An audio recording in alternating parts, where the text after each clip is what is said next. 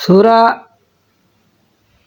نحل آیت نمبر 90 میں اللہ سبحانہ و تعالیٰ کے جو حکم ہیں وہ یہ ہیں کہ اللہ تعالیٰ فرما رہے ہیں کہ عدل کا حکم کر رہے ہیں۔ اللہ تعالیٰ عدل کا، بھلائی کا اور قرابت داروں کے ساتھ سلوک کرنے کا حکم دیتا ہے، اور بے حیائی کے کاموں کا، بے حیائی اور برے کاموں سے اللہ تعالیٰ روکتے ہیں اور زیادتیوں سے۔ تمہیں وہ خود نصیحت کرتا ہے، یا اذکم، اللہ تعالیٰ تمہیں خود نصیحت کرتے ہیں، لعلکم، شاید کہ تم تذکرون، نصیحت حاصل کرو۔ یہ سورہ نحل کی آیت نمبر 90۔ اللہ سبحانہ و تعالیٰ اپنے بندوں کو عدل و انصاف کا حکم دیتا ہے اور سلوک و احسان کی رہنمائی کرتا ہے۔ تفسیر ابن کثیر۔ وہ بدلہ لینا بھی جائز ہے، جیسے آیت وَإِنْ عَاقَبْتُمْ میں فرمایا کہ اگر بدلہ لو تو برابر برابر کا بدلہ لے سکتے ہو، لیکن اگر صبر و سہار کر لو تو کیا ہی کہنا ہے، یہ بڑی مردانگی کی بات ہے۔ یہ جو لوگ کہتے ہیں کہ اینٹ کا جواب پتھر سے، یہ نہیں، اللہ تعالیٰ تو فرما رہے ہیں کہ پہلے تو بدلہ جو لینا ہے وہ برابر کا بدلہ لو، جو تمہیں دکھ ملا انہیں بھی دو، اتنا ہی دکھ دو۔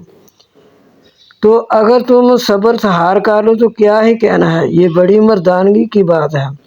اور آیت میں فرمایا اس کا اجر خدا کے ہاں ملے گا، اور آیت میں ہے زخموں کا قصاص ہے کہ جو زخم ہو اس کا قصاص، اس کا بدلہ لے سکتے ہو، لیکن جو اس میں بھی درگزر کر جائے اس کے گناہوں کی معافی ہے، پھر اس کے سارے اپنے گناہ معاف ہو جاتے ہیں کہ طاقت ہوتے ہوئے بھی وہ اگر بدلہ نہ لے تو اس کے اپنے سارے گناہ معاف ہو جاتے ہیں۔ پس عدل تو فرض، اور عدل جو ہے نا، عدل کرنا وہ فرض ہے، اور احسان نفل۔ جو احسان کرے یہ والی چیزیں جب معاف کر دیا تو پھر احسان ہو گیا، پھر احسان کر دیتا گیا۔ احسان جو ہے وہ نفل ہے۔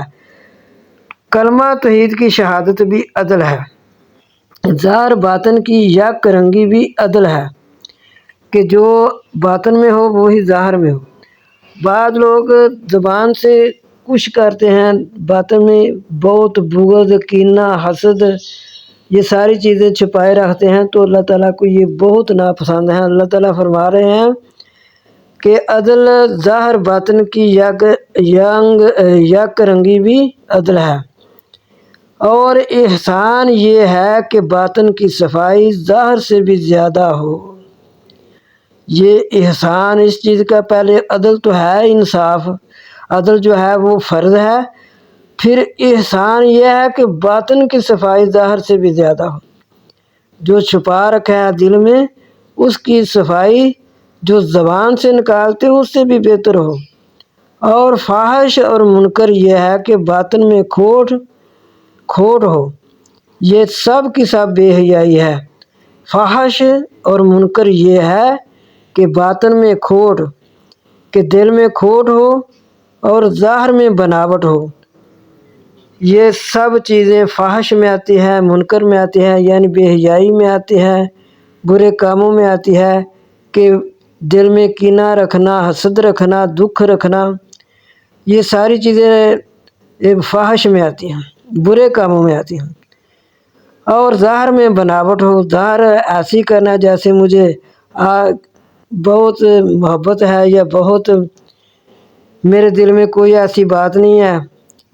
پھر اس کے بعد فرمایا کہ وہ صلہ رحمی کا بھی حکم دیتا ہے، جیسے صاف لفظوں میں ارشاد ہے وَآتِ ذَا الْقُرْبَىٰ حَقَّهُ، رشتہ داروں کو، مسکینوں کو، مسافروں کو ان کا حق دو، اور اسراف و بیجا نہ اڑاؤ، محرمات سے یعنی حرام کردہ چیزوں سے وہ تمہیں روکتا ہے، برائیوں سے وہ منع کرتا ہے، ظاہری و باطنی تمام برائیاں حرام ہیں، لوگوں پر ظلم و زیادتی حرام ہے۔